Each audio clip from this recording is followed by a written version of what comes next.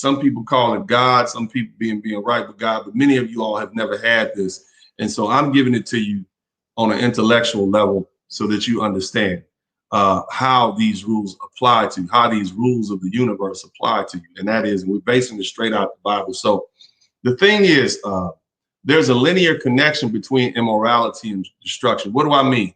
You can literally draw a straight line between immorality and that leading to destruction of nations. Now, the thing you have to understand is there are vices. Okay, this is not just a bad habit, right? And you have to understand that there's a difference between just bad habits and vices. Okay, so what I'm gonna do is I'm gonna give you some examples. So immorality, right? Vices. Okay, what is that? We usually call your vices drugs, alcohol, prostitution, gambling, right? Drugs. Why are they immoral? Well, what do they do? They're addictive. There's an inability to work and function in society because of your drug addictions. The users craves drugs more than anything else. They will do what? They will do anything for drugs. They'll commit immoral acts. They'll steal. They'll rob their mama. They hit you upside the head. All sort of stuff. This is not just a bad habit. This is something that affects the person and eventually gets around to causing for a dysfunctioning society, right? Alcohol, addictive, inability to work, function in society. You got alcohol. It's one thing you take a drink every now and then, but if you have an alcohol problem, if you feel the need to drink 2 or 3 drinks every day, sometimes you start drinking in the morning, right? Then that is an addictive. It creates an addictive inability, right? It's addictive and it creates the inability to function and work in society. You riding down the street drunk, you can't even do anything because you're always drunk. You can't get groceries, you can't pick your kids up from the store, you can't work. This is what I hope you say. It's not just a bad habit, right? It's considered a vice, an immoral vice. Here's another one, prostitution.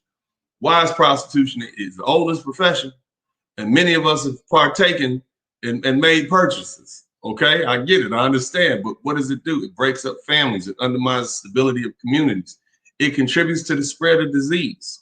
This is what prostitution does. So in other words, it begins, and if you break up the family, you break up the community, you break up the community, you break up the nation. So now you're starting to see the difference between something that's just a bad habit and something that's considered a vice, right? This is why this is considered vices. Shout out to INIR2. Thank you for the sermon Sunday. Thank you so much. This is important. Keep grounded, moral stability. Thank you so much. And then here's another one, gambling. It causes financial ruin. The ability to maintain homes, families, destroys community. Kind of the same thing with prostitution. So what do you see, right? Now let's look at the definition of vice. What you should be seeing is these vices that are so dangerous are the ones that actually destroy the fabric of families and society, either on the individual level or on the family level, you know, which then affects the community. A vice is a practice of behavior or habit generally considered immoral, sinful, criminal, rude, taboo, deprived, degrading, or deviant, or perverted in associated society. There's other stuff we could talk about, like people that want to have sex with anybody that's under the age of 18, or anybody that's or something that's not a human being. That's considered, that's depraved, right? In more minor usage, vice can also be a fault, a negative character trait, a defect, an infirmity, or a bad or unhealthy habit, like eating too much. That's a vice too, but it's not one that affects society as a whole per se, like gambling or drugs, alcohol. You want to eat? Okay, you 300, 400, 500 pounds. You got to come get your big body up out the bath, out of the bathroom when you were tipped over. All right, but it's different between you running around breaking in people's cars and stealing stuff because you're addicted to drugs, or you're you're a rampant, you prostitute. You got all these diseases and whatnot.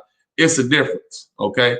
So it's just I'm trying to explain to you guys a different level about it. If you guys understand where I'm going, if this is making sense, make sure you hit the number 1 button. If you think I'm all off, man, just say, what the hell is you talking about today, man? But let's continue. If you guys get it, this is helpful because we're going somewhere with it. I want you guys to get the background. Okay, now here's another one. Vices are usually associated with transgression against a person's character or temperament rather than their immorality. So this is another one. So let's look at another seminism, something that's synonymous with a character vice. Let's look anger, right? That's a character vice. While not all anger is an example of a vice, the type of anger that leads to hatred, a deeply held desire for revenge, or extreme resentment against others falls into the category of vice. Why? Because what is that going? That might cause you to lash out at somebody. You see what I'm saying? That you might, and then now what? You're gonna spark up a war between somebody, you, your neighbor, whatever. So this is one of those character vices, not just being angry, but a character vice which causes for you to have a deep held hatred, right? So this is what we're looking at. We're not dealing with these type of vices today, but I just want to explain the difference. Arrogance. While people should take pride in their work and feel proud of their accomplishment, pride taken to the extreme can become arrogance. People who are arrogant tend to have an elevated sense of self-worth, leading them to believe they're better than other people. They tend to see themselves as superior to others. As a result, their behavior tends to come across as conceited. Other people sometimes describe arrogant individuals as stuck up. You don't want to work with somebody like that. So what does that do? That kind of breaks down. It's not that you just have pride, is you just really believe you're better than somebody. That in itself can cause conflict, make you want to go hit somebody in the nose. Okay, so that's why it's character vices, right? Impediments. This is what we're looking at. Envy, a person whose behavior is characterized by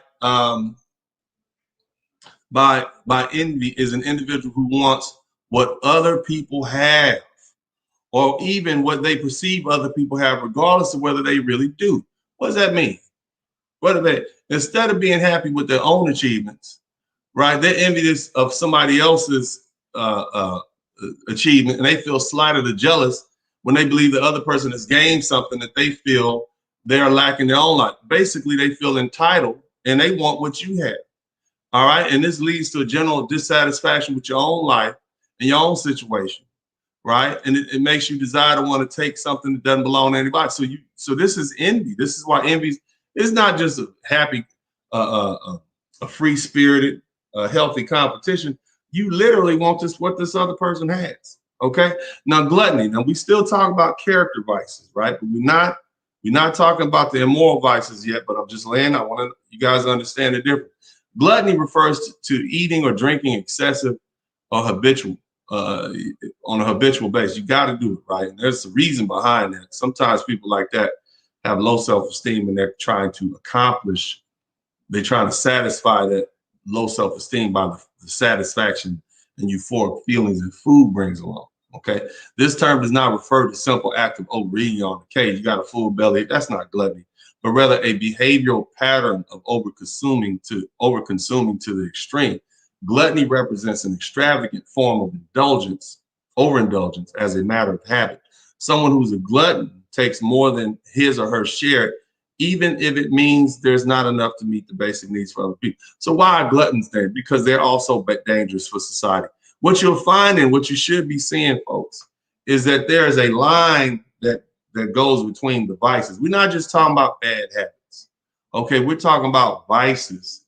And these vices of the individual eventually affect the society as a whole. All right, so let's go through a couple more, and I'm gonna lay it down for you because I'm gonna take this back to some more stories that we talked about. Greed is also an example of a vice.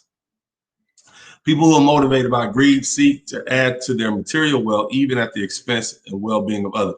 You'll do anything for it, right? You'll sell dope, you'll lie. That's greed, okay? Greed leads people to seeking to gain more and more money and goods, often compulsively without regard to who may be harmed by their laser-like focus on continuing to accumulate wealth or material possessions.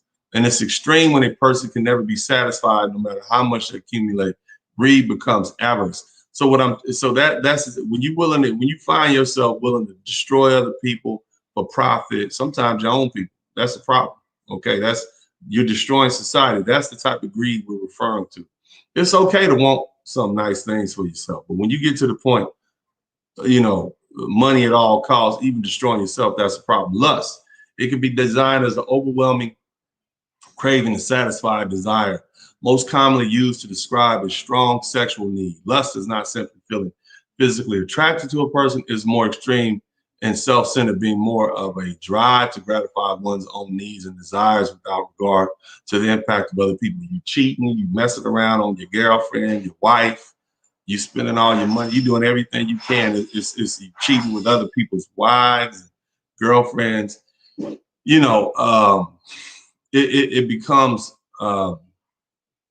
it's not about romantic love. It's about more of gratification. It's like an accomplishment. You getting stripes. You see what I mean? You're doing it for, people can have a bloodlust. It's not just sexual. It could be bloodlust, anything. You know, and what does that do? That begins to destroy homes. It destroys families. This is what that type of lust does, right? It could be for luxury vehicles, cars, whatever. You're willing to do anything for it. That's a problem. Sloth. Now, sloth is sometimes used to describe, you know, inactivity. That approach doesn't really explain what sloth means in the context of vice. Taking a break to recover from a busy schedule can be good for a person. That don't mean you're lazy. That doesn't mean you're sloth. Sloth is more of complex lack of effort paired with a habit of laziness. A person is exhibiting sloth when the individual doesn't engage in things that really matter. For example, failing to put effort in personal relationships, an example of sloth, resulting in taking the other person for granted instead of engaging appropriately. You know, and that's just one example I think everybody can understand. But that's what sloth is. So you got those 7 vices, but those still aren't the vices that we're talking about. All right, we're talking about the immoral vices that go direct: the gambling, the prostitution, the drugs, the alcohol.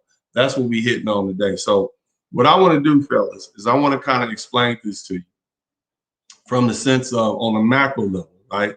How do these vices affect you on a macro level? How do they affect? Because remember, the whole point of the conversation today is to explain to you guys that immorality invites destruction, and I'm going to show you the line between that. If you appreciate what I'm doing, make sure you hit the number 1 button, hit the thumbs up button. We got 250 people in the chat room, and we got 169 likes. So get the likes up. We want to get these likes up. So the thing I want to show you. All right. So this is the story of. This is called the Opium Wars. Those of you all familiar with this, hit the number 1 button. But basically, the opening China, basically between 1839 and 1844, the British were doing business with them, right? And the Americans were like, well, you know, we want to do business with y'all too. We got stuff to sell. We got saddlewood and all kind of stuff, blah, blah, blah, blah, blah. But the problem was the Chinese like, yeah, okay, we don't really like y'all stuff that much. So what did the Americans do? The British had already discovered a great market in southern China for smuggled opium, and American traders soon also turned to opium to supplement their exports to China. So they was trying to make money at all costs. And what were they doing? They were selling these drugs to China, all right? Beyond the health problems related to opium addiction, the increasing opium trade with the Western powers meant that for the first time, China imported more goods than it exported. So now that you got these people addicted to drugs, right? And what happens when people are addicted to drugs? What does this do? All right, what does this do to the people? Let's take a look at the effect of, I want to see the effect of, all right, so this will pull up effect of opium. And you guys know what drugs do. You know what they do. You got lack of productivity. You got people who are not doing. Addiction to opium became widespread in China, causing serious social economic disruption. In the spring of 1839, the Chinese government confiscated and destroyed more than 20,000 chests of opium. So this opium was destroying. It was destroying China's civilization. Why? I mean, because the Americans was like, well, we're gonna sell it to them. Now, some of you might say, well, they shouldn't have been getting on drugs, blah, blah, blah. But see, the thing is, there are people who, you know, they're going to experiment. And the thing about opium and some of these other drugs, it only takes a little bit and you hooked. So one mistake and you're done. You see what I'm saying? But look, again, drugs are one of those vices. And so let's look at China to see what it did. it causes serious social economic disruption. People not getting married, people don't have money, you got homelessness, everything that happened to America, or what's going on in America right now. So there's a direct correlation, a linear connection between these immoral vices and the destruction of the society. Now, we mentioned something earlier in one of our conversations here. I talked about the story of Heru, of Isis, Osiris, and Seth. Basically, the hero was the one who came and restored civilization to Egypt, or Kemet at the time. What was going on? Seth had come along and he had killed his brother and destroyed him and spread him about 14 different pieces. Basically, Seth brought chaos. Isis then restored, gave rise, Isis, who reassembled her husband, gave rise, she and he gave rise to the hero who restored order to the society. Okay, so that's a story. In order to maintain a society, you have to have what? You can't have social or economic disruption. So society looks at vices, these immoral vices, prostitution, drugs, alcohol abuse, gambling. They look at these immoral vices as things that that destroy the fabric of society. Now, it disrupts society. It brings destruction. Now, we go back to Sodom and Gomorrah. If you got people in the town of Sodom, they are so ravenous with their immorality, their sexual their sexual needs or whatever, that they are willing to do what? Their impropriety. They're willing to, according to the Bible, chapters 18 to 19, sexually assault these men who have just come into the town. So this is how immoral Sodom was. This is how this. Do you think that society was functioning? You can't even go in there. No, you can't go in there. There gonna be no traveling salesman Sodom. Why? Because these people are so disruptive. Their society is they're so overcome by their vices that you can't even function there, right? Can you imagine being a small child there trying to live and you got all these sexual deviants around here? It's just a horrible place to try to exist, you see? And so the society was breaking down. Same thing was happening to China because of the opium trade. Now, let's move on to somewhere else. And why was it? Because the people of China, they were doing fine. And then when they already had a problem with opium in South China, and the Americans, through greed, came and exploited that. So their greed and the vices of the Chinese, their vice of character, plus the immoral vice that the Chinese had, i.e. their desire for opium, caused destruction of that society at that time. And so you see there's a direct correlation between that. If that makes sense to you, some of you guys, hit the number 1 button. I want to know I'm giving you guys something to think about. Now here's another one I want to talk about. I want to talk about Colombia, and the wars, the drug wars that went on in Colombia. If I can pull this thing up, excuse me, let me see. I hope I can pull it up. I had it planned and everything. I'm gonna pull this up. So basically, and I will do my best to pull it up really quickly. Colombia and the cocaine wars. What was going on? Basically, you had a lot of poor people who were farmers, and they realized that we can make a lot more money growing cocaine plants, and selling it to the Yankees, selling it to the Americans, anybody who wanted it. Now, what did that do to Colombia? Well, it gave rise to tyrants like the Medellin, who ran the Medellin drug cartel and the Cali drug cartel. Thousands of people died. Thousands of people were shot. And even now, Colombia's reputation still has not fully recovered because of what happened in the 70s and the 80s and the 90s with all that. People are still afraid to go to Colombia. They could, right. Solo Dolo calls it a narco state, right? People refer to it. And the narco state means that the narcotics traffickers run the government. They pay the officials off and whatnot. And so what did that do?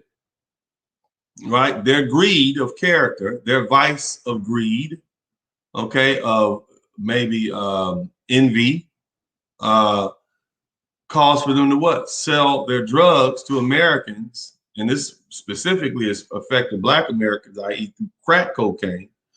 Our vice of immorality of using drugs, remember, drugs, alcohol, prostitution, gambling, these are all vices of immorality for a reason. Anytime you have that sort of rampant thing going on, bam, you got a society that breaks down. Now, what did that do as far as the morality do? What did drugs do to the Black community in America? You had a rise in out of wedlock birth rates. First of all, you had Black men and women oftentimes selling drugs to other Black people. There wasn't a whole lot of white people coming to the Black neighborhood to buy drugs. The drug dealers would get the drugs from, white middlemen, but, I guess, or non-Black middlemen. But for the most part, it was Black men and some Black women selling their drugs to other Black people. And where'd the money go? They used the money to do what? Buy cars. They used the money to buy Gucci purses for their girlfriends. So some of those same women who suffered benefited financially from what Black men were doing. So the lovely ladies, you rolled around in the blood money. You enjoyed it. Yeah, it destroyed the fabric of the Black community, but many of you ladies in the 80s and 90s, you enjoyed it. Some of you guys who's about 30, 32 years old, your dad might have been a drug dealer before they locked them all in. What did that do? Locked all these Black men up. So this society did what? It had the same effect, the social and economic, the social breakdown, the socializing back and forth, family. There's no families. Families are breaking down, people on drugs, people going to jail, people selling. It's dangerous. So this is there's a direct correlation between vices and the destruction that they cause to society, the breakdown. And so you're looking for something to restore. You're looking for a hero, right, to restore order, right? Because societies need order to move forward. Let me give you something else, right? Miami. Let's flash back to Miami, the drug wars. Some of you guys, too young to remember this show called Miami Vice. But basically, it was a story about these two cops who would ride around Miami busting drug dealers and prostitutes and illegal gambling spots, and people who were selling illegal alcohol and whatnot. The deadly 1979 shootout at Dayland Mall in the broad daylight. These drug traffickers so bad, they would shoot. Imagine you in a major American city and they got a shootout going on at the local mall. And it's so damn common that, it's like, wow, it's a shocker. But like, yeah, this has been happening. All the people were walking around, all the Floridians were walking around with guns. They were scared. But you got these Colombians and Cubans and people who are at war for the drug territory because they were bringing it up in through there. So the thing is, it's like, man, this place is going to hell in a handbasket. Why? Greed. But then they also wanted to supply Americans with drugs, that vice that they had for drugs. And here's another one. This is going to hit home for you guys. Chicago. Now, some of you all may not have seen this, but part of the reason that we have such a big problem in Chicago is because of the lack of fathers there, right? In other words, you got a lot of children born out of wedlock. There's no fathers in the Black community. So you got a lot of folks having sex, getting pregnant, giving birth to children.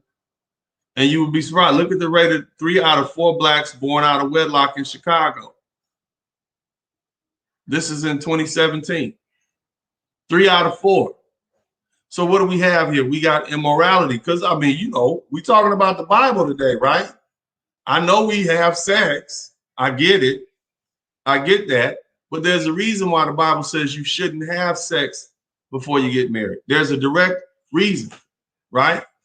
Reason being, you have sex, somebody gets pregnant. Somebody gets pregnant, the child is born. You're not married, that father could run off. And so that mother is left with that child to raise on her own, which is something she's not equipped to do on her own. You know how hard it is to protect and provide and teach and nurture? Damn near impossible to do. So what happens? You get children that are basically just running wild. And there's a direct correlation between fornication and the breakdown of society. You fornicate, you have children. You have children. These children are running around undisciplined, unkept. And now you got a situation called Chicago. Now, I know this is not something y'all want to hear. I know I'm probably stepping on some toes. But again, what we're doing is we're showing a linear connection between immorality and destruction. Number one, is fornication considered immorality? Number two, is having a child out of wedlock considered immorality, according to the Holy Bible? And the answer is yes. And the reason is because the 2,000 years ago, when the ancients put these books together, they recognized that if you have a bunch of people having sex out of wedlock, that's going to lead to some problems.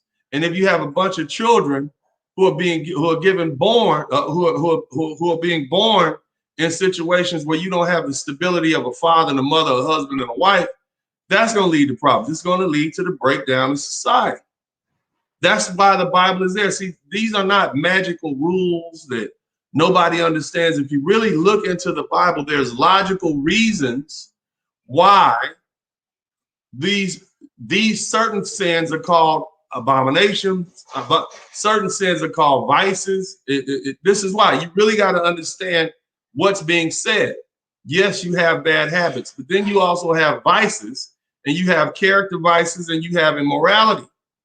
And so this is one of those things. It's deemed immoral to have a child out of wedlock. It's deemed immoral to have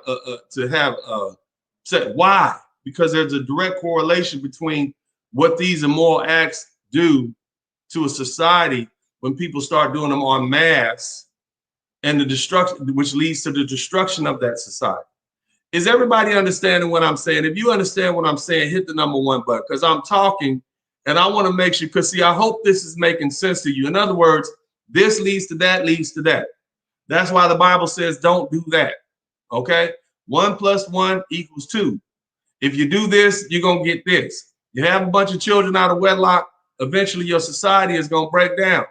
That's what they're saying. And so we're going to label this a sin. We're going to label this a vice. We're going to call it fornication. And this is a problem when society begins to do it. The ancients wrote these books. These are the laws of the universe. These are the laws of God.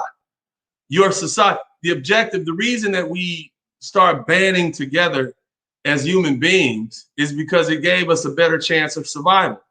And in that banding together, we had groups. Back in the day, we had no more than 150 per group. Most people knew each other.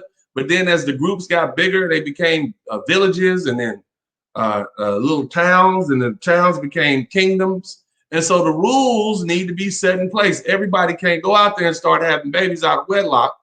If Larry over there got all 200 women in the town pregnant, all these kids are his. He can't possibly take care of all these kids.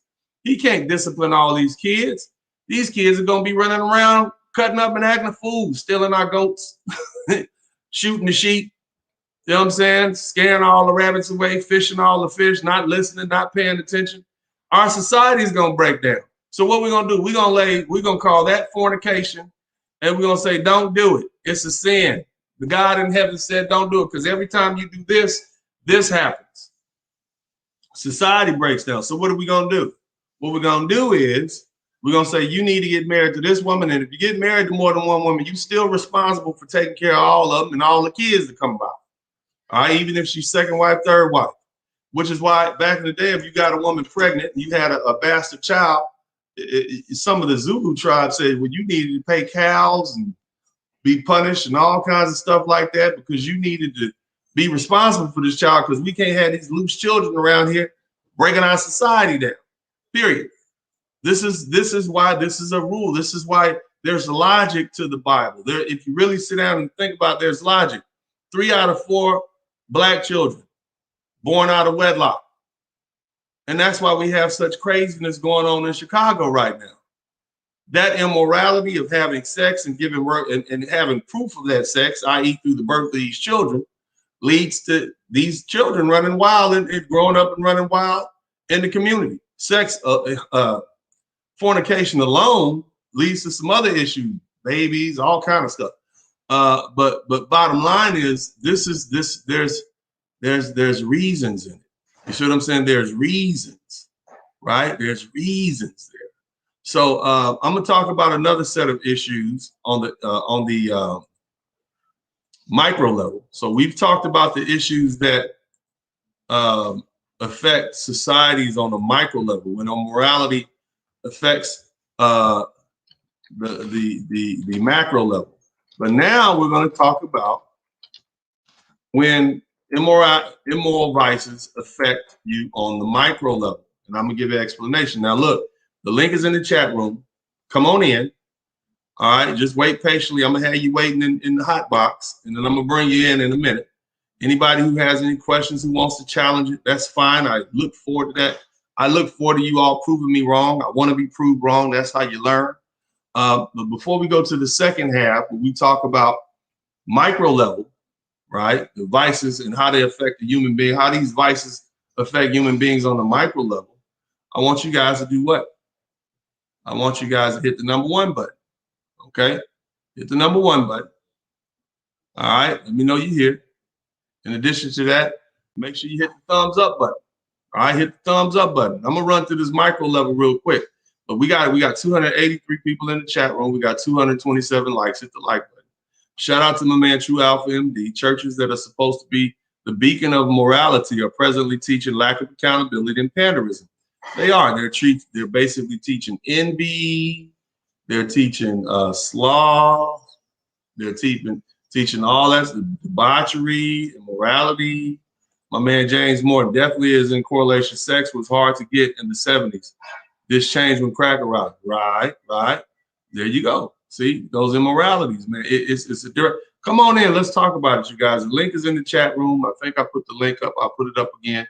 I hope you guys are finding this conversation interesting. I hope that this is maybe the first time you've had somebody lay it out like this, and you'll take this conversation and talk about it all week and build with it. All right. Now, I got a couple of people in the dugout. I got a couple of people in the hot box, in the bullpen, waiting to come in and chop it up with me. But before we do, we started off talking about the story of Sodom and Gomorrah. All right, so let's get it. Now, immoral, we talk about on the micro level. We talked about the macro level, how immorality can break a society down on the macro level. Now let's talk about it on the micro level. What do drugs do? And we talked about this earlier. They're addictive. They cause an inability to work and function in society. The users craves drugs more than anything else. Alcohol, addictive, inability to work. See, it also has this effect on society. Same thing with prostitution and gambling. All these things affect society. So I briefly went over that already, so I'm not going to touch on that again. You guys get the point. Anybody who wants to come in, come in. We got a couple of people in the hot box right now. We got Devin Lockett. We got Yo. Make sure your YouTube is turned down. But in the meantime, let's just go ahead and start this conversation. I think it's an interesting conversation. I hope I've brought up some good points. Devin, how you doing, man? What are your thoughts on this, man? How you doing, brother? Thank you very much, man. I hope you can hear me pretty good. Yes, sir. I'm very glad you brought this up in this show, man, because I try to tell people that there's a reason why the story of Sodom and Gomorrah survived in the Bible, that there's a reason why our ancestors wanted us to know that we can't keep going. I'm not trying to sound like an intolerant person, but this LGBTQ, look at how many letters they're adding onto it. Pretty soon they're going to be trying to talk us into pedophilia. And it's, you know, where do you draw the line? Well, I draw the line at a man is a man and a woman is a woman, and you know, marriage is between men and women, and procreation is for heterosexual union.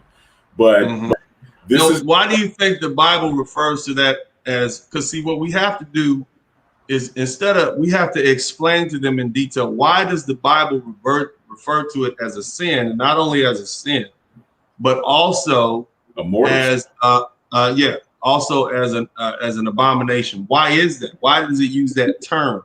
Because see, we have to believe that these terms are there for a reason. See, I can tell you the difference between a character vice and a vice of immorality. See, a character vice is you get angry, but a vice of immorality is you got a drug problem. So your vice of immorality will affect society. Prostitution will affect society. Gambling will affect society. Alcohol abuse will eventually affect society. Two people having sex with each other and off someone, how does that eventually affect society? Okay, well, how does that lead to destruction of society? Well, just in the examples that you mentioned before, right? It leads to the destruction of families. It leads to the destruction of self-esteem for women who get into this life of prostitution. You know, they really never get right in the head. They really never are never able to get enough self-esteem to really pursue a good life. And they really are not going to be, it's not likely that they're going to be chosen by men, you know, for wives and as partners.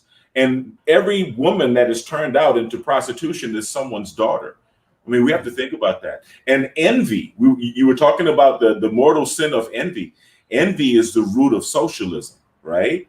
Because it's envy of those who have more money than you that makes you want the government to come in and equalize everything and to take from the haves to give to the have-nots. So it's all deliberate. And the thing that makes it so pernicious, insidious, is that as an individual, each one of these vices approaches you as a pleasure, as something pleasurable, right? I mean, yeah, okay, you want freedom, you want to be able to wear a tutu if you're a guy with a beard, if that's what you want to do, or you want to be able to have sex with whoever you want. It all sounds good. You want to be able to get high and party and ha ha ha and laugh and everything. It all sounds good on an individual basis. Each individual vice approaches you as something tempting and as a source of pleasure. And that's what's so insidious about it. Even gambling, right? Right, yeah. And that's when because see, there's a reason why gambling is illegal. Because what is it? You spending your money at the boat, or you at the blackjack table or the bingo parlor, that's money that you should be used, or you could use to make a purchase for your house, take care of your children, take care of your family.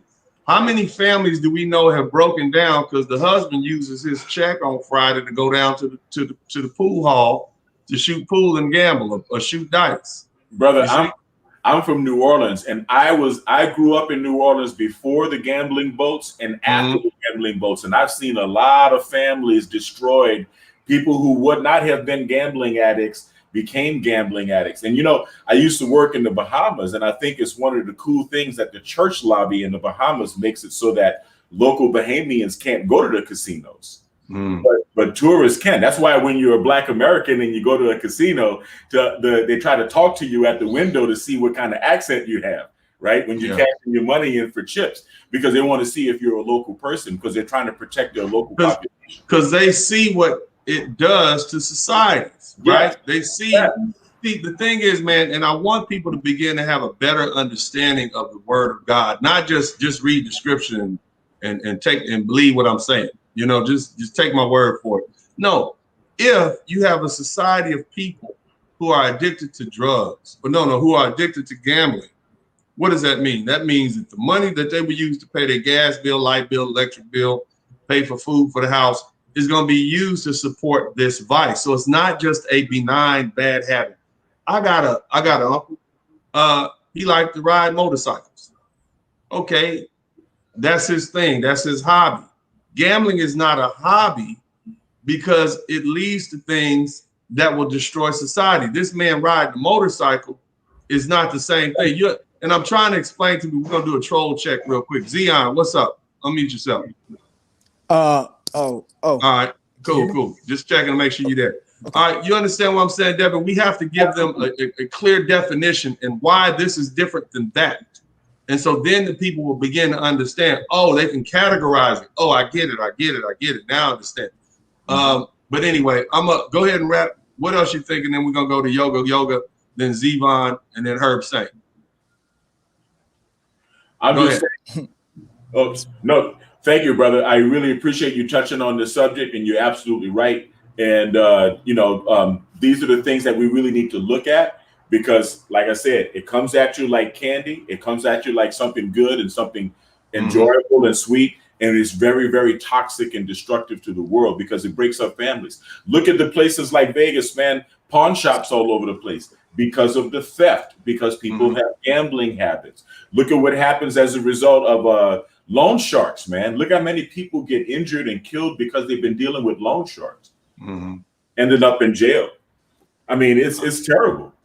All right, well, thank you very much, man. We're gonna get back. We're gonna go to Yoga. What are your Yoga? Do you see what I'm trying to show? There's a direct correlation between immorality and destruction of a society, and that's even evident in the Bible. You understand what I'm saying? Where I'm going from? It's not some mystical, magical thing like, oh, if you do this, God is going to strike you down with a thunderbolt. No, if you do this, this leads to that. I think the example of what's happened in Chicago is a clear example. What are your thoughts? I think you're accurate by pinpointing Chicago and showing the fatherless ratios and crime statistics. Now, from the standpoint of how it hurts society at large, every society, modern society today on this planet is created out of the same set of laws. So we might call them 10 commandments or 42 laws of Ma'at. And in those laws, is family is the main thing. And so every time— explain to them why family is the main thing. And family is the main thing because it's on the micro level, it's the nucleus, how society is, man, woman, child. So society, cities at large is man, woman, and child. So is it fair to say families create communities, communities create societies? Exactly. That's what I'm saying. Families are the fundamental building block of society. You don't have small cells. They're the small little cells of society, like the cells of your body. So when one cell is cancerous, like when you go to the doctor, you say, I have a lump. And you go to the doctor and say, what's this, doc? So when we break up one little family, it's the same as our society is being cancerous. Now we got a big lump of broken homes and broken families. So when we go away from that family, we tear down society. So that's why it's the big push of brothers talking pro-family. Black men are pro-family. And so it hurts here's society. the thing, and I need, on an individual level, there are things that can prohibit you from fulfilling your role in the family. What are those things? There are vices that can prohibit you from fulfilling those roles that you fulfill in a family. What are those vices? Those things are outside of the rules that are given to us. What we call in the script. If you're addicted to drugs, if you're a father who's addicted to drugs, can you go to work? That's considered gluttony. That's considered gluttony in the scripture. If you have gambling issues, that's considered a sin. That's considered a sin. That way your finances will be off. Yes, your finances will be off. If you're a father and you're running around spending your money on prostitutes, you could then bring diseases back to your wife, right? Exactly. And that'll destroy the family. Right. There you go. You see what I'm saying? So there's a direct correlation between why these things are considered vices. They're not just bad habits. Okay? They're vices for a reason. You know, because and that's what I was trying to.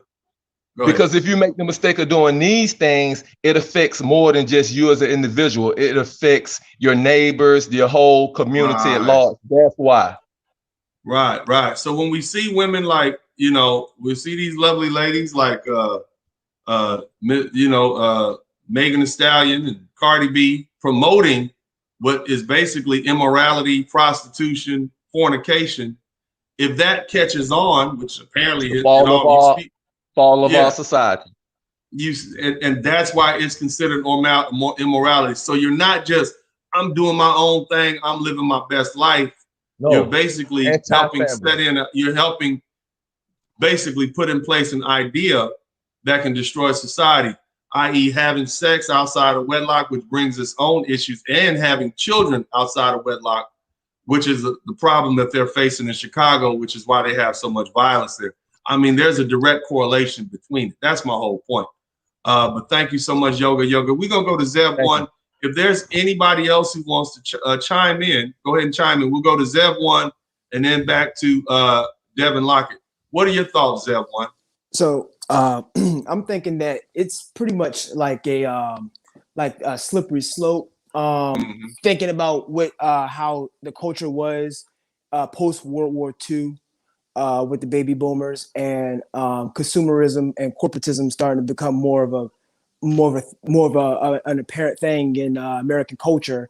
Pop culture started to become more popular, so people started to indulge more, which by proxy So in the eliminates. in putting in context of what we're talking about today, Mhm. you're basically saying it was the vice of greed, is what you're saying, or envy, Well, yeah, somewhat because because that's the definition I gave earlier. But go ahead. yeah. So I'm saying that that's kind of like I would say that's kind of like where it became like it started to show signs of what it is now because people started to become more materialistic and like more like I guess all that stuff kind of strays away from it being a Christian nation, a fundamental Christian nation, and Well, this is the same Christian nation that had slavery, so well, yeah, that's true. That's true. the That's true. atrocities of slavery that annihilated 75 million people. The brown people that were here before anybody else got here. 12 million black people died in the passage over.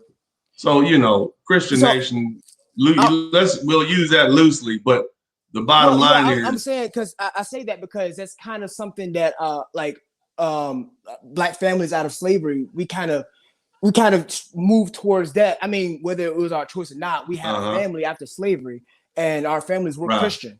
So right, I'm saying after World War II, people started to come back. People had money. They started to move into the suburbs, and after that, people started to focus on themselves, more becoming more of an individual, less of a community. So with that becomes the invitation of like indulging materials. You see pop culture, you see people dancing and having fun and stuff like that, and you don't really care about your family, not thinking about keeping your family intact. So that's where you move towards. And I'm saying that's yeah, kind of like a snowball effect to what we have now, only at a much bigger scale because now everything's so interconnected. But okay. I just think that I only said Christian nation because there's something that No, it's cool. I understand what okay. you're saying, but we wasn't that damn devout. That's my whole point. But as far Mm, as the tenets of the Bible, yeah, it talks about immorality. It talks about character flaws. I mean, character vices, and we're talking about immorality vices and how they affect. That's kind of what we. But you own it, man. I just wanted to get that question. Make sure that because there are people listening, couldn't be that Chris, so we got to deal with everybody. But in the mhm. meantime, EV, unmute yourself. Hello. Are you there? Yep. All right. So Zev1, hold on a minute. What else you got to say? Then we're gonna go to EV. So I just think that it's I mainly wanted to just make that point that it was a slippery slope and that Mm-hmm. pretty much after World War II, it's kind of like where people started to become a workforce like you had women joining the Capitalism workforce set in now. is basically capitalism and the greed, and I want it Correct. all, and I get it. But Yeah, remember, we pretty had much. greed during slavery. You got people who owned 3, 4, 500 slaves, and it was beating these people. So the greed was there. It's not just this nation. I'm just giving folks an example of how, you know, in Chicago, but we talked about China, we talked about Colombia, we talked about the city of Miami, and we talked about the city of Chicago, how these different vices on a macro level, once the people got basically bit by that bug, it destroyed the society. That's kind of what, and then we reduced it down to the micro level. But thank you so much, Zev1. Hang out. We'll be right back to you in a minute. EV, what are your thoughts on this conversation? I'm basically saying, and this is the big picture. I said these 304s are winning, but for how long? Because sin invites destruction. Yeah, EV, we got a whole generation of women that think it's about getting the bag no matter what, having sex with whoever you want to have sex with, men, women, dogs, whatever the hell, dildos, whatever, and having children indiscriminately. At what point is the sin going to pile up to a certain point that it's going to cause for the destruction of the society? Go. Well, I think that this right now, specifically the Western world, is in a virtual state of Babylon. So, But why is it only the Western world and not, I don't know, pick another country? Why is it not Saudi Arabia? the Middle East or something like that? Because Why is it not? Yeah, why is it not? Why is it Canada, America, Australia, Great Britain, and not Saudi Arabia? EV. Well, I feel that the West has particularly turned to a kind of degeneration into cultural Marxism and thinking that Your words are too big. You got to break it down for us like we eighth graders. Come on, give it to me. Most people don't know what cultural Marxism is. Is what I'm saying. So say there's been a degeneration of our culture. In what way though? Well, we still love TV. We're still driving cars. 40, 50, How is? Go ahead. 50, 60 years ago, you wouldn't have seen Meg Thee Stallion come on TV shaking her booty on national television at the Grammys, right? That would have just been a no-no, right? Even though we know women existed like that, right? But you wouldn't have seen them on the Grammys. So what does that tell you about this society's tolerance level or acceptance of what would have been average or which would have been considered immoral 50 years ago? What does that tell you, Evie? Let me speak on how they're trying to approach, because I feel like they're trying to approach Black, saying, hey, that's just that's just what Black people are, that's just what, they do. So let's, we have to just tolerate this shit because, let's watch the language. But see, here's the thing, man. They've always called Black women specifically and men over sexualized, sexual deviants. We get that. But the thing is, accepting it, they're trying to be more tolerant of it. That's why they're letting. But they're trying to be more tolerant, and they're allowing them to spread. They're allowing Black. I mean, we're talking about Megan Thee Stallion and the other girl, Cardi B. Basically, this debauchery, this idea that fornication is now acceptable. What is it going to lead to? That's my thing. What's it going to lead to? Well, again, it's led to a Chicago, which has led to Chicago. It led to Sodom and Gomorrah. Again, it's led to Sodom and Gomorrah. It's led to Chicago. And what happened to Sodom and Gomorrah? It just totally turned into ashes. It was destroyed because, again, my whole principle of this and the whole point of this lesson is that there's universal laws that apply to society. The laws say that if you have a society filled with immorality, the people have these immoral vices they're overcome by, right? Whether it's sexual deviancy, drugs, like in China, whatever, Miami, whatever, greed, then eventually that's going to lead to the breakdown of that society. That's the whole point of this conversation. My question to you is, and I'll go to James if you can't answer, how much more time do we have? How much more time do we have? Again, I agree. I think that we're already in the end times. That's my opinion. Because But at that point, it got so bad where people were surrounding in the story of Sodom and Gomorrah, it was so bad that you had people aggressively surrounding this man's house to try to attack his guests. And at that time, visitors were revered. People who travelers were considered revered. They didn't have planes and boats and stuff. So if you gave a person quarter, then you treated them well. And so the idea that they would do that is horrible. That is horrible. So we haven't got to that point yet, Evie. I don't think we've gotten to that point where they're trying to impose their debauchery on you. They're forcing you to accept it and telling you there's something wrong with you if you don't. Have we got there yet, Evie? I totally understand what you're saying. And I think, go ahead, it's a trick question. Have we got to the point where they're forcing you to accept their vices and shaming you if you don't, or threatening you if you don't? Have we got to that point yet? No, but You sure? There's some semblance of it where you sure? Because there was a PE teacher who refused to call a little boy by the proper pronoun, and what did they do? I know. So maybe we have got there, Evie. That's my whole point. It's upon us. I think we've we're about to go over Okay. the brink. All right, cool. That. Well, I'm sorry, man. I appreciate your call. I wanted you seem like you're well thought, so I wanted to get that in there. We're gonna go to James S. Thank you so much, Evie. We're gonna go to James S. Melvin, back to Devin Lockett. If you guys appreciate this conversation, the way you show you appreciate it is by hitting that thumbs up button. Go ahead and hit that thumbs up. You ain't gonna get this not everybody's gonna sit here and talk on their page about biblical tenets, but I think it's important for the development of men, all men. I think this is something that all men can benefit from. Now, of course, my page is geared towards Black men, specifically Black American men, but I think Black men, Hispanic men, white men, Asian men, anybody can benefit from this lesson, because we want to have more morally astute and morally sound men. That's just better for society as a whole.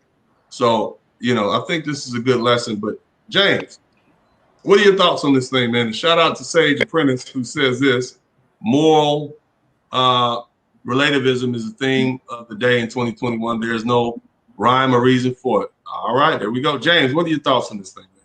Well, thank you, Brother D, for having me on. I personally think at this point,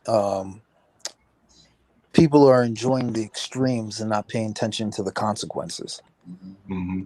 And this is where we're at now, where it's like everything is an extreme. Cancel culture is an extreme. Political. But why do they cancel you? What are they Are they canceling you because you gave $1 million to Peter? Or are they canceling you because you said, I don't like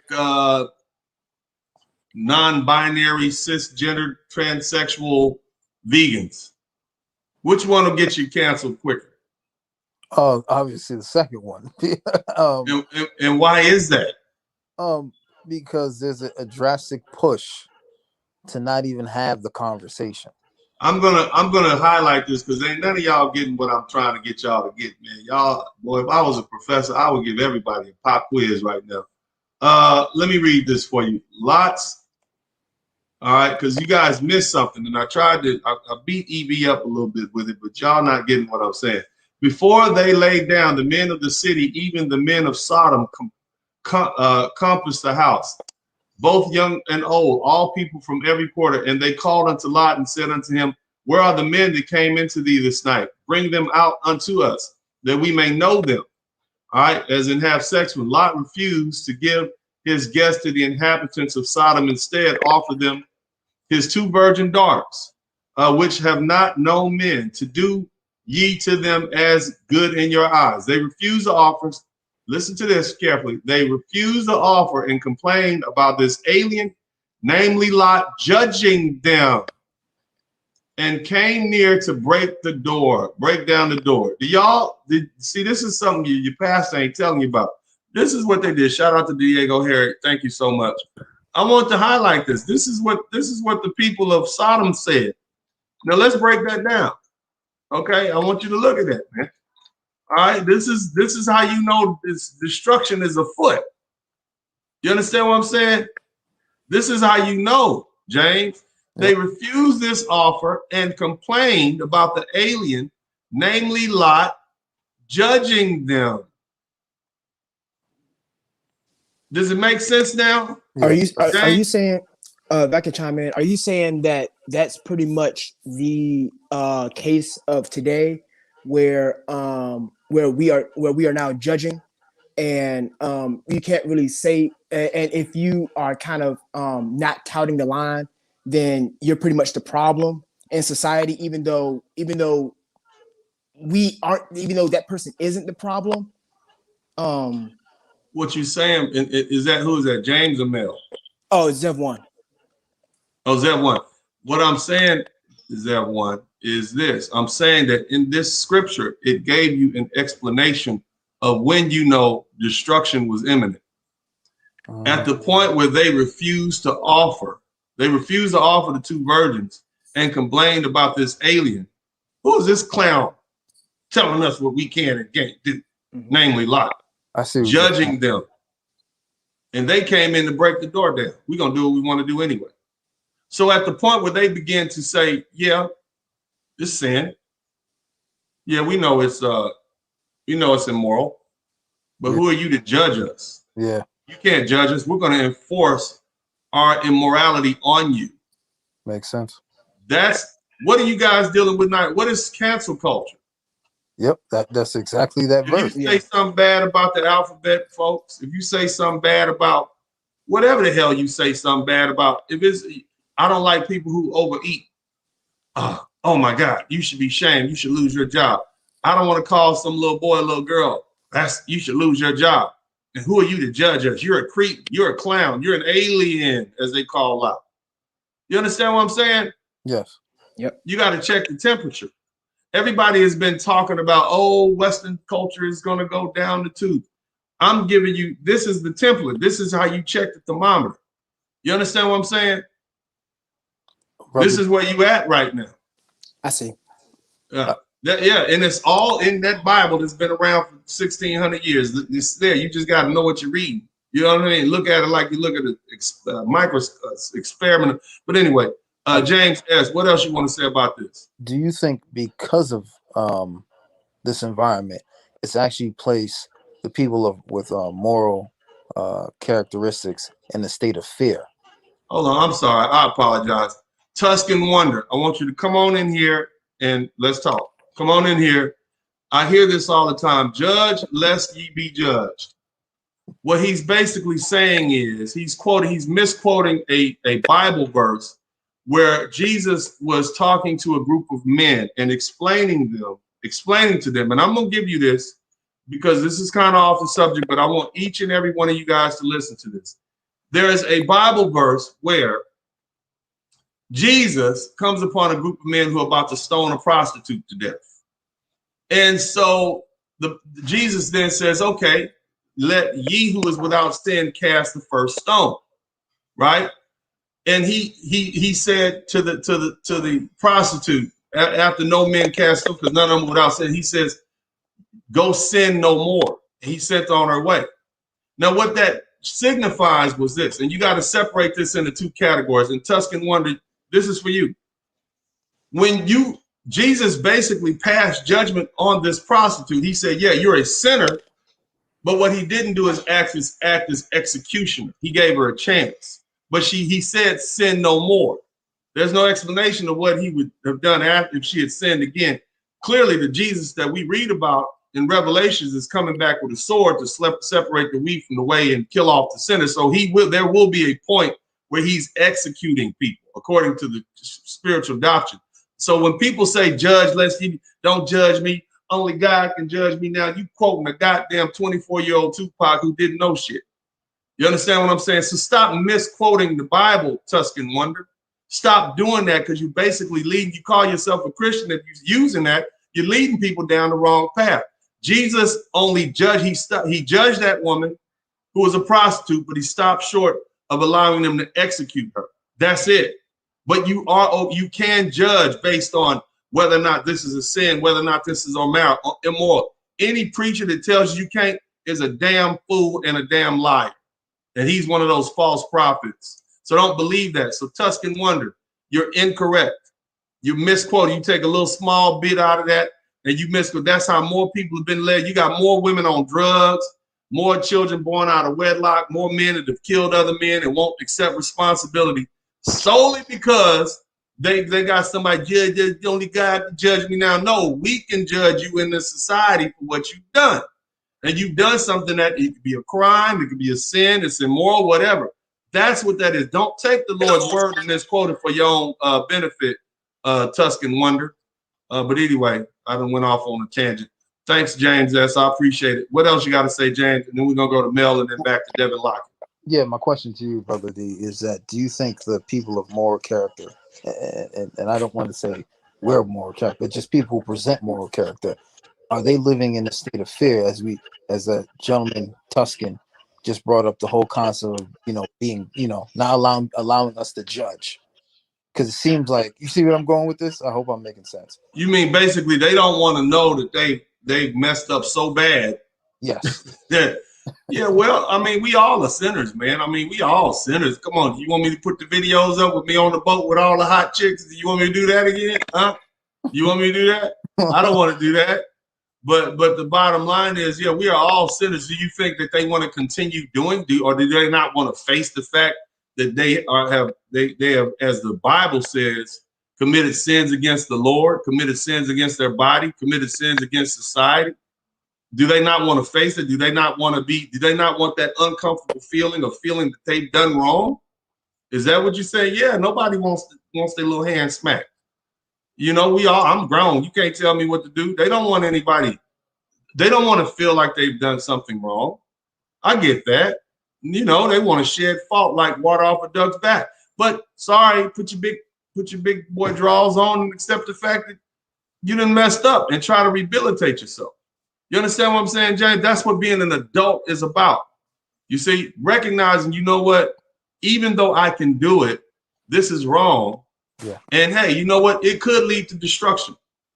If everybody else, this could destroy society. That's what we're at right now, man. And so I'm just asking each man who is here to let's first acknowledge that this is a sin. Let's first acknowledge that immorality is something that's real, that leads to, there's a direct line between immoral acts and the destruction of yourself and society. That's it. That's all I'm saying. And this is the whole lesson for today. Because some people believe they can do whatever they want to do and there ain't going to be no problem because I'm just affecting me. And that's not how it works. Yeah. You understand what I'm saying, James? Yes, definitely. All right, appreciate it. So we're going to go to Mel, and then we're going to go back to Devin Lockett. Mel, what are your thoughts? And before you go, Sage Apprentice, thank you so much. Context is required when reading the holy book, true. That is so true. And that's what I'm trying to give you. I'm not trying to give y'all half the story. Jay, the legend liberals, trying to get rid of masculinity. Yeah, because you got to understand something, man. Masculinity is how revolutions happen. You see, masculinity is what causes people to say, hey, I'm not taking this anymore. That's what's going on in Colombia right now. Those are some of the shortest men that I've ever met, but they some of the most Look, Pablo Escobar was 5'2". You see what I'm saying? So it's not about your height, it's about your masculinity, right? Sage Apprentice, observations and value judgments are the enemies of those who lack self-discipline. Sadness and destitution awaits these type of people. True that. Let me see. I want to make sure I get everybody. I want to make sure I always acknowledge those who contribute to the Super Chat, the Cash App, and the PayPal. Thanks for the great work, Uncle D. Most of the world is practicing Luciferianism and enjoying it. Feminism, LGBT, abortion, legalization, and the contemporary sexual revolution of all. Look what abortion has done to the Black community. It's destroying us, right?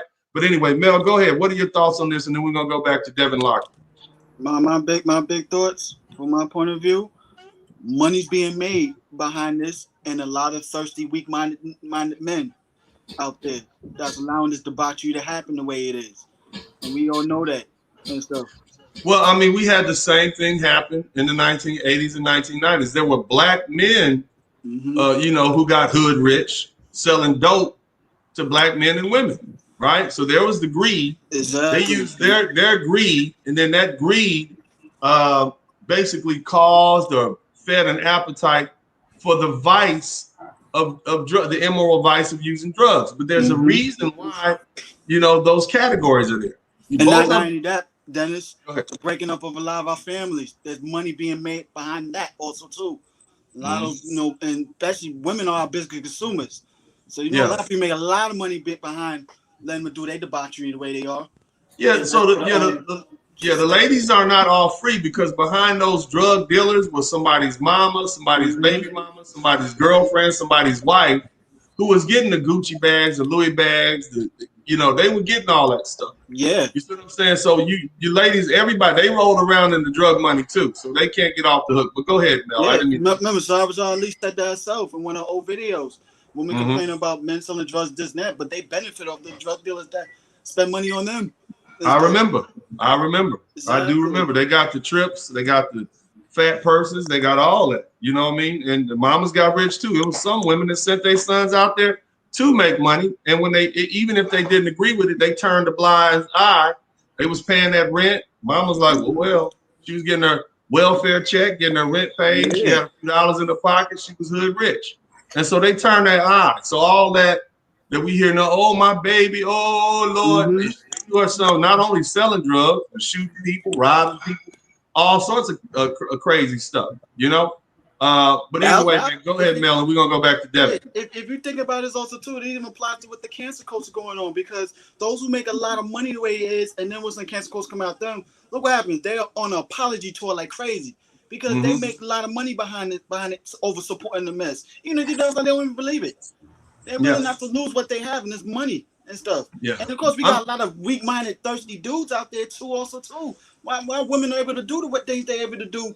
They have a lot of thirsty dudes behind them. They was. But we all have our vices. You know, we all have our vices, and those of us who don't use drugs, no, we still overeat. We might drink too much. You see what I mean? We all have our vices. The question is, can you acknowledge them, and can you begin to break those strongholds? That's where we are. But go ahead, Mel, and then we're gonna go back to Devin. It's always the power of the P and stuff. Once they do drugs and all that stuff, the main cause, but a lot of dudes out there is the power of the sexual attraction of a woman that they search for. Most men are not getting that. And it's not even sexual. It's not even the sexual attraction. Sometimes it's just the attention and validation. That's why we call them simps, which is why simps are so dangerous. They're weak men. It's even going this far that dudes even making money telling females what they want to hear. We've seen it happen. And we seen the fall of one of the YouTubers. We already know. Well, yeah, we don't want to get in. We want to stay on the subject today. There's plenty of guys out there like that. Yeah. Even we killing each other over not even seeing the toxicity of this woman, what she did, but you jumping to believe it, what she put online, and you gonna kill your brother trying to be Captain White Knight. All right, thank you so much, Mel. I appreciate that. We're gonna go back to Devin. No problem. Hang in there. We're gonna do a quick round for everybody. Look, but before we do, I want to make sure if you guys appreciate what I'm doing, man. All I'm asking you to do is just hit the thumbs up button. And look, if we got 325 people in the chat room, hit the #1 button. Keep the numbers up. We're talking straight out the Bible. I hope that if you disagree with me, at least it causes for you to go back into your scripture and open it up and look at all the reasons I was wrong. And I hope y'all beat me up in the comments. You don't know what the hell you talking about. First, you didn't even cite this right. I want you guys to do that because I want you to get back into that word because that's what we have. And for those people, oh, well, the Bible is just, it's a document our ancestors, our elders, people wrote it too. There's even the great black scholar, Dr. John Henry Clark said, don't throw the whole Bible out. Don't throw the word. There's knowledge in that. And we need that.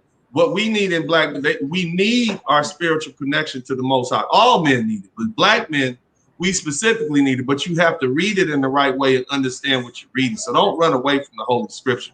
And I'm just challenging you guys to take a look. I know that there's been a downturn in Christianity. I understand why, because you've been basically sold a slave doctrine. Because you can look at that Bible and depending on how you read it, which way you read it, whether you interpret this, that, and the other, it'll tell you it's better for you to be a slave if you're a black person. But if you read it for what it says, that's not what it says at all. Okay, that's not what it says. There's a lot. It's just, we'll talk about that another day. But anyway, hit the #1 button if you appreciate what I'm doing. I appreciate you guys. Hit the #1. Also, shout out to everybody who contributed to the Super Chat, the Cash App, and the PayPal. Please continue to do so. And in addition to that, we'll go ahead and go with Devin at this point. Devin, what are your thoughts? We've had an hour and 44-minute conversation.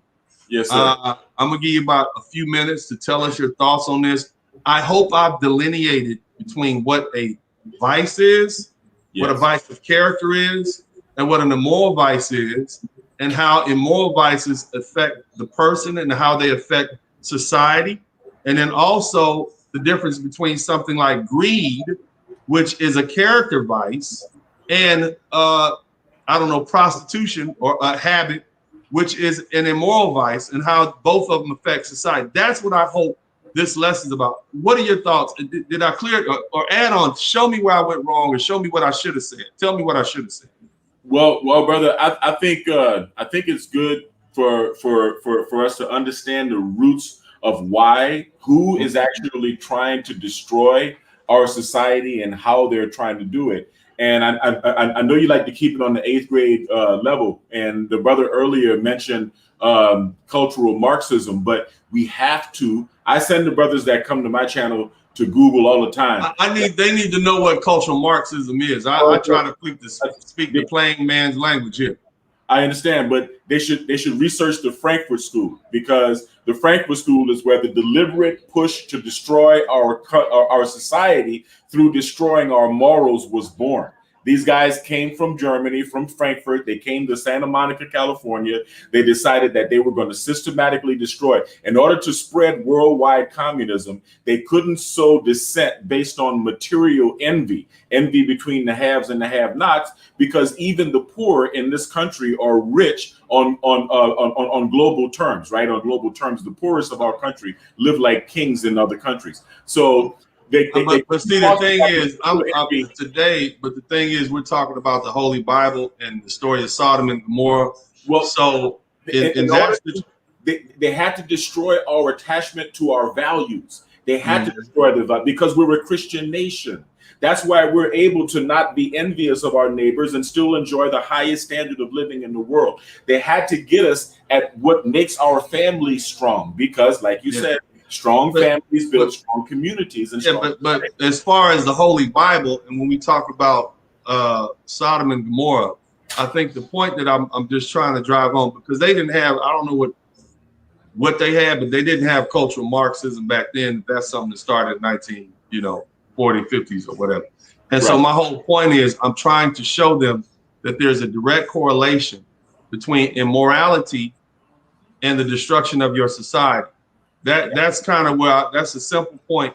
And so that's why it's important for them to be conscious of what the things they do, and not just dismiss, oh, this is just my bad habit. No, you're destroying yourself and you're destroying society. Whatever the source may be, there's still a line between immorality and the destruction of yourself. Absolutely. And it was deliberate. And I could kind of make a connection, but I don't want to get us a strike. You know what I mean? Okay. All right. Well, thank you so much. I appreciate that. Zev One, you understand, because it's a simple point. I'm just trying to, all I've done is put on my case to prove that if you look in the Bible and if you look in history, whether it's using the opioid wars, Miami drug war, Chicago, whether look at what happened to Colombia, if you are immoral, whether it's it's not a benign habit, prostitution, drugs, alcohol, gambling. If you do that, you will destroy yourself. It's not just a habit. And if you destroy yourself, what do you mean? You're not going to be able to fulfill your role in the family. If you're a father and you're gambling, you're not going to have the money you need to do what? Take care of your family. You dealing with prostitutes, bringing disease home to your girlfriend, your wife, drugs. Can't function, alcoholism, you can't function. That leads to your destruction. You understand that simple point that I'm trying to make? I do. And I was trying to make the point I was trying to make earlier was I do see what you mean about them destroying the family, but I don't think that people acknowledge that when they commit these immoralities, because it's all about the individual nowadays at this point. It's all about what makes me feel good, So when you think about that kind of stuff, you don't consider how does it make the next person feel or whatever. And with the rise of all this stuff we have now, instant gratification, that makes it even more. It makes immorality even more of an indulgence, because it's all about what makes you feel good, and then you get praises from other people, which in turn kind of compounds that immorality. I really don't think that there's going to be a switch up anytime soon, because I think with the way things are going now, it's going to be too little, too late, for people to get on the ball. And then technology is rising to a point where it can't be stopped. Technology is getting to a point where it can't be stopped. So the slippery slope. What advice do you think those three angels would give those who are listening to you and say there's no hope? Zev One. I would say that, save yourself. Really, that's really what you can do, is just try to save yourself, save your family. Try to, and then maybe at that point you can probably save a community. But you can't save everybody. And then how many people? I would say about 90% of the people indulge in a way that they don't even consider, what anybody else is thinking, or how this could affect my family down the line. by me doing all these drugs and me selling these drugs. Mm-hmm. So I think that they would say the same way they told Lot was save yourself and don't look back. You see his wife look back, she turned to salt. So it's just pretty much you just try to save yourself and save whoever you can. But I think with technology, man, it's that times 5, times 10. Has this conversation been helpful for you to jog your thoughts on this? Has it been helpful? Yeah, okay. Really, it has. That's what I want to do, is especially you younger brothers. James S., what else you talk to the people? And you guys, if you like what I'm doing, man, contribute to the Super Chat, the Cash App, and the PayPal. Zev1 just basically said SYSBM. And that's basically what the angels told, those angels said to Lot, save yourself and don't look back. But James, some people are not going to leave. They got to stay in they like swine. They need to swine and hogs in the hog pen. They need to roll around in it. They like it. It's part of who they are. What are your thoughts, James? You can't take them nowhere. They can't go nowhere. Otherwise, they'll be taking their habits somewhere else. What are your thoughts on this thing? I mean, brother D, it reminds me of yesterday's conversation with the woman and her son. Yeah. Right. And for brothers and men I know, it's it's just a young man who basically led with his feelings and put too much faith and investment into a woman at a very young age, and then cheated on, right? And this goes back to society itself, where I think we have invested so much into the wrong things and we're expecting something different. And in return, the thing that we thought we were going to get a return on has really said, like you said earlier, and what? We going to do us. Well, how come you don't like it now? And this is why you're seeing, in my opinion, I don't want to say more of a division, but you're seeing more of a presence of pushback, where we're seeing, as men, right? We're having discernment, we're having forthright, and we're like, whoa. This will fall in a dark space. Therefore, we have to speak up.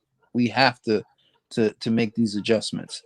And through these conversations, I think men and people like ourselves are actually paying more attention, because as the angel said, save yourself. And that's what we're trying to do as a whole. It reminds me of the Mormons. You know how the Mormons, at a point where they're like, no, we need to stick together. And they've always showed their loyalty to one another, because they don't want to partake in things that will lead to their demise. Yeah. I want to give a shout out to Essential Entities. Thank you so much for the PayPal. You said, I appreciate your professional space and approach. I do the best I can. Essential Entities, a long time supporter here. Thank you so much, all you guys who've supported.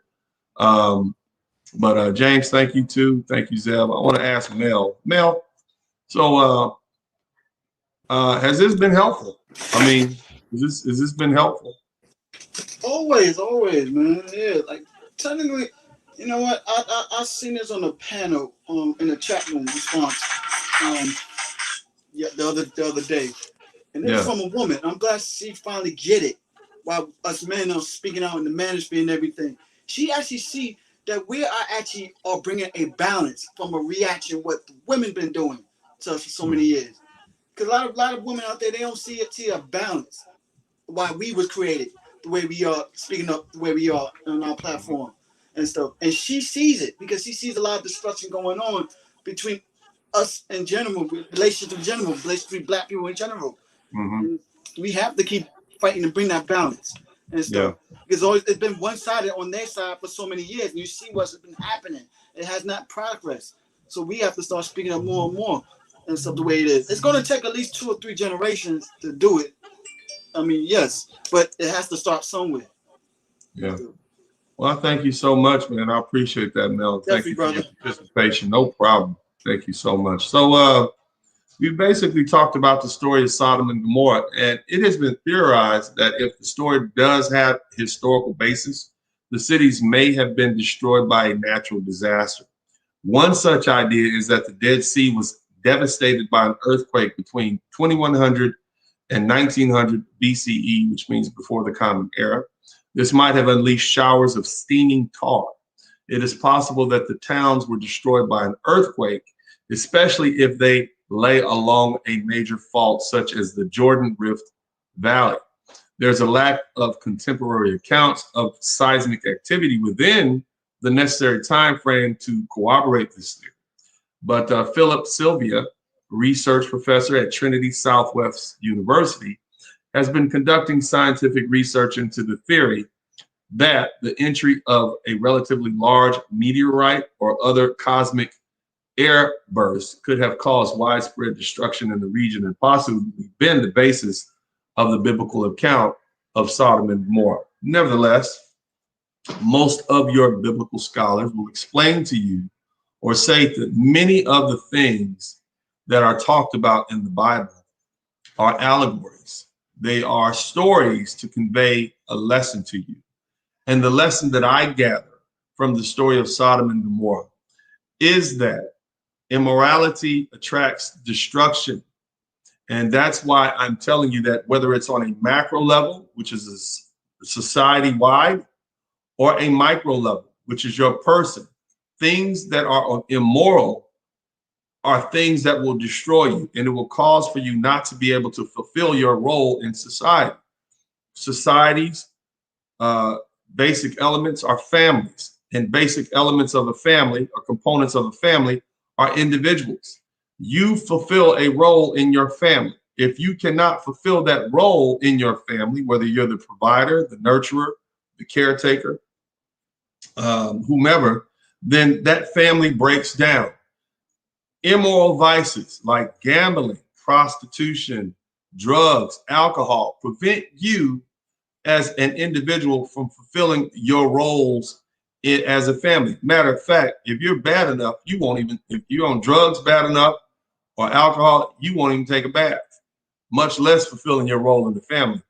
If you're gambling, you got a gambling problem, you're going to run out of money. You won't be able to be that provider in your family. So that's why these particular vices are looked at differently. The whole lesson for today was to help you all distinguish between what is a bad habit, like, I don't know, you like to exercise too much. And yeah, I know you guys are like, how can that be bad? Well, it's a bad habit. Yeah, you think it could be, but it's a bad habit. You drink too much water. Yeah, you can, yeah, it's a bad habit, but it's not immoral.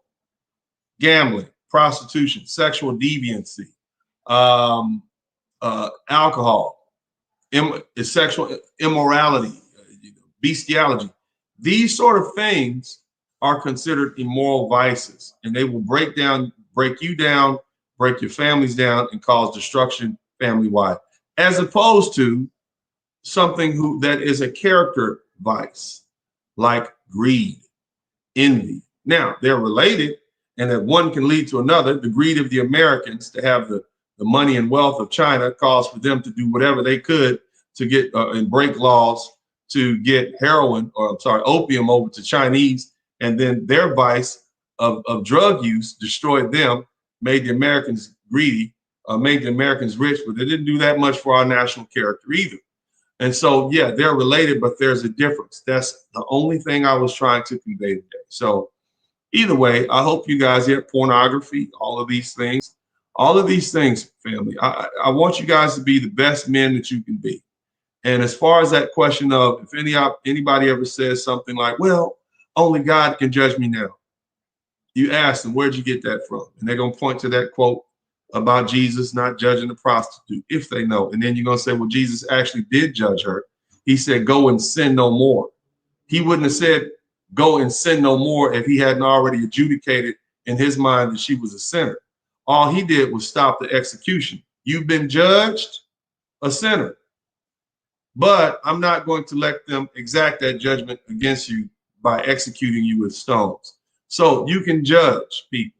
It's fair to judge people. This is immoral. Jesus did it. This is immoral. That's a sin. It's perfectly acceptable. If they're uncomfortable with you telling them what they're doing is immoral, then that's their problem, not yours.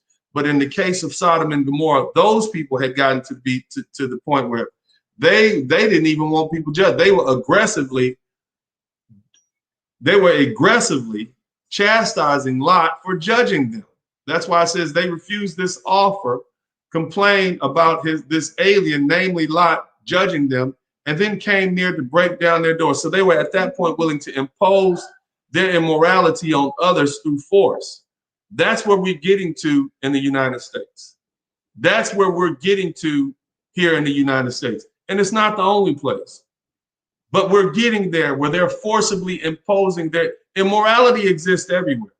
But at the point where the line of immorality, the line where vices are so not even accepted, they're willing to enforce their vices on you. They're willing to force you to be create deviant sexual activities, or your children. They're teaching your children about deviant sexual activities in the schools. This is what they're doing now. And they're daring you to say anything about it and calling you an alien or a fool or a clown or a Neanderthal or whatever for doing it. That's where we are in America. Again, there's sin everywhere. There's immorality everywhere. But the question you have to ask yourself is, when does the destruction happen? It happens when you reach the point where the people are so wrought with sin and immorality that they begin to enforce it upon people who don't want it, who aren't asking for it. See, right now, you got a choice. You can go to Vegas or not. You can go to some of these places in South America, Central America, the Caribbean, and deal with all the lovely ladies you want that make you holler for $1. But the question is, are they forcing you to do that? No, you're going there on your own. Now, when you get in a situation where your children can't go to school without being taught how to masturbate, or taught or forced to accept the fact that, or forced to equate heterosexual sex is the same as homosexual sex, that's a problem. There used to be a line. When you're being taught that, hey, it's okay to be on drugs and that's nothing wrong with that, or even it's okay to be a gambling addict, that's all right, don't judge me. That's when you got to the point when they're forcing you to accept that. That's where you're the point in Sodom and Gomorrah, and destruction comes right behind it. That's the story of that biblical verse, and which most people don't really understand. So either way, man, I hope you guys appreciated this. I think it's been a very interesting conversation. I've enjoyed it. If you have an opportunity to, I go into great detail in my books, Rules to Live By, How to Maintain Peace of Mind and Happiness in a Conflicted World. I talk heavily about this in the books. You can get these books online. If you want a copy of it, you want a hard copy of it, you can email me at sperlingdennis@gmail.com, and we will get that out to you immediately. You just make a payment of $54.99. The books are very inexpensive, just like everything I talk about here. For the most part, those concepts are in the book. So I would suggest you can get it online. You can follow Rules to Live By, How to Maintain Peace of Mind and Happiness in a Conflicted World. They're present online at Amazon. I will go ahead and put the link in there so you guys can just, I'll put the link. Actually, I'll put the link in the description section. That way you guys can get that readily. You don't have to. But if you want a hard copy, then you're going to need to send me an email, because that's the only place, because they're going to give you a Kindle version on the internet. So I'll put these books up, man. But I hope you guys have enjoyed this conversation. I have enjoyed having it. I look forward to reading the comments and would love to see what folks have to say about this. I see we got like 11 or 12 thumbs downs on here, so that means that somebody's mad at me. I look forward to reading the comments. I'm okay with it. People have shied away from the Bible, but there's wisdom in there. Like the great John Henry Clark said, don't throw the Bible out. All right. But either way, man, God bless you all. I love you. And as I always say, at this time, this is Uncle D. And, I'm out.